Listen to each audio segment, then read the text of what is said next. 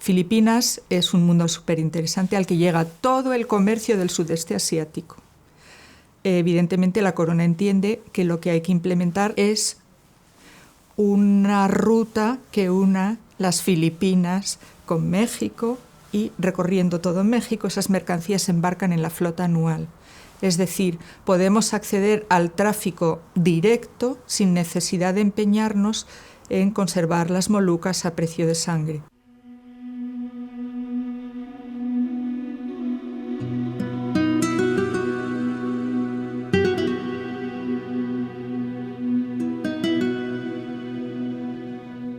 A 15 de noviembre llegó al puerto de Acapulco un navío de los que partieron de las islas Filipinas a 1 de julio.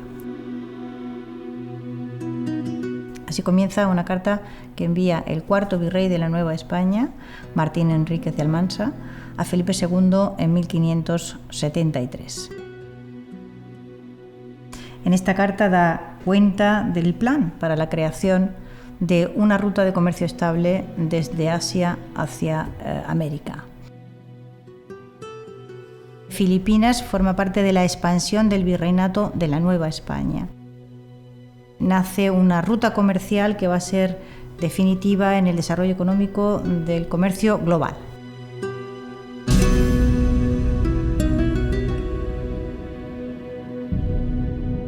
El galeón sale de Manila a 1 de julio, empezando el verano.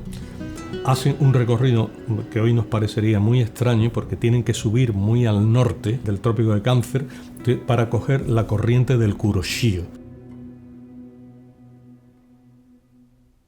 Este recorrido dura entre 5 y 6 meses por la obligación de subir tan alto.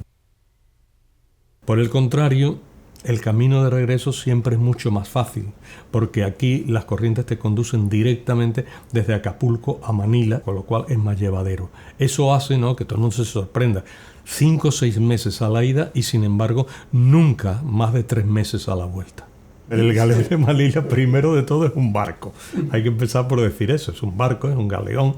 El barco que entonces era el barco típico de las grandes navegaciones de altura española era el galeón de alto bordo, y entonces pues eso es lo que se emplea. O sea que es un barco. Lo que pasa es que como ese barco es la única nave que va a ser el trayecto entre Manila y Acapulco en México, pues entonces a esa ruta se la va a llamar la ruta del galeón de Manila.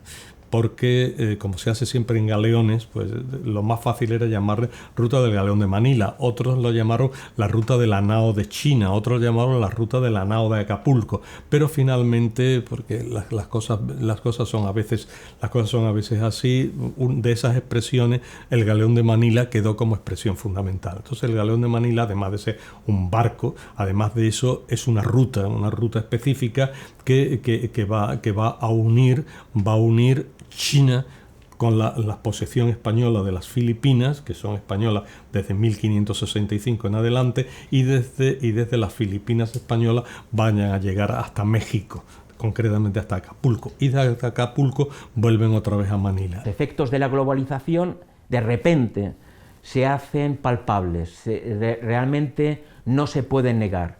Lo que está ocurriendo en un lugar puede tener efectos transformadores de la economía en otro lugar que está a cientos o miles de kilómetros. O economías que estaban basadas en la subsistencia no pueden sobrevivir porque hay efectos superiores creados por una economía global que les pueden afectar. Esos efectos entonces nos hacen reflexionar. Es precisamente finales del siglo XX, principios del siglo XXI, cuando la globalización de pronto adquiere un nuevo vigor, una nueva manifestación, una nueva realidad que es innegable, cuando buscamos por explicaciones y de pronto nos damos cuenta que este fenómeno no es nuevo, que este fenómeno ya se había creado, había empezado a tener sus manifestaciones ya desde aquel viaje de Urdaneta, desde 1565, y cuando se va desarrollando el comercio transpacífico del galeón de Manila. Me he encontrado casos de comerciantes que compran productos en Filipinas, en Manila, muy caros, almizcle, algalia, fijador de perfumes, o ámbar gris, también fijadores de perfumes, y bueno, lo venderían en México. No especifican que se deben llevar a Sevilla para venderlos en Sevilla. Y con el dinero que le paguen en Sevilla, que sería más rentable, le pagarían más, comprar mercancías para vender en Nueva España. Llamamos a Manila epicentro de la primera globalización, porque es el lugar donde confluye Asia con América y el lugar sobre todo donde llega la plata, y por eso Manila tiene una importancia capital en el siglo XVI al XVIII. Las mercancías chinas eran muy baratas. Por eso el galeón era un negocio impresionante. La capacidad del galeón de Manila, que era uno de los barcos de madera más grandes de su tiempo, con más de 1.000 toneladas, 1.500 toneladas, incluso llegando a las 2.000 toneladas.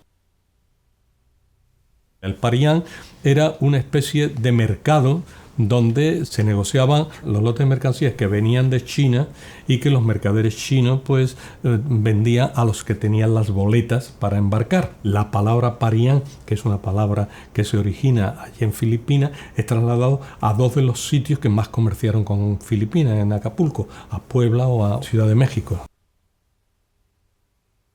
Por ejemplo, el mercado central de México todavía hoy día se llama el Parián de México. La importancia de esta ruta comercial ha hecho que la humanidad, todo el mundo, se conecte y consecuentemente también se despierta interés de intercambio entre el mundo occidental y el oriental, porque los productos despiertan curiosidad sobre el mundo asiático, sobre China y viceversa. Esta ruta, que es una ruta muy especial y que encuentra un derrotero típico a partir de las primeras navegaciones, ya en el año 70, 73, ya la ruta está perfectamente establecida, ¿no? Los corsarios ingleses, que fueron los que fundamentalmente acosaron al galeón de Manila, solamente tenían posibilidad de hacerlo o bien ya llegando a las Islas Filipinas o bien saliendo de Acapulco. Eran las únicas posibilidades, porque en medio del Pacífico era muy difícil. Entonces, apresamientos de barcos en todos estos 2 siglos y medio, realmente solo hay 3. Nada más que hay 3. Está primero el de 1587 de Thomas Cavendish, el primero que cae, ¿no? El Santa Ana. Luego hay un segundo apresamiento en 1708 por otro corsaro inglés, Woodes Rogers, en Nuestra Señora de la Encarnación. Luego un tercero que es el de 1743 del famoso almirante George Anson, que en 1743 se apodera de Nuestra Señora de Covadonga. Son los únicos 3 apresamientos que hay por parte de corsarios ingleses primero y británicos más tarde. O sea que hay poco, en realidad es poco. Y los naufragios incluso fueron muy pocos para lo que pudieron haber sido. Sabemos de algún barco que se incendió totalmente por el camino, sabemos de algún barco que al final fue en tan mal estado que fue arrojado hacia los arrecifes en Filipinas por la resaca, sabemos de algún otro barco que al que hundió la avaricia, iba tan cargado que cuando se abría una vía de agua se vino abajo, ¿no? O sea que hay estos casos, pero se cuentan con los dedos de una mano, se cuentan los casos verdaderamente graves y tremendos y que han quedado como hitos de la historia negra de la ruta del galeón de Manila. La ruta fue una ruta en general muy segura. Pues va a ser una ruta que va a ser la más longeva de las rutas intercontinentales que nunca han existido, porque va a empezar 1571, 1573, se puede jugar con estas 2 fechas, pero va a terminar con absoluta seguridad con la llegada del Magallanes, el galeón Magallanes. Parece que la historia tiene estas paradojas o estas cosas curiosas. El galeón Magallanes volviendo desde Acapulco a Manila en el año 1815, o sea que es el último tercio, más bien el último cuarto del siglo XVI, todo el XVII, todo el XVIII y los 15 primeros años del siglo XIX. O sea, una ruta de 200 y pico de años, casi 250 años de intercambio. Eso es el galeón de Manila, esa es la ruta.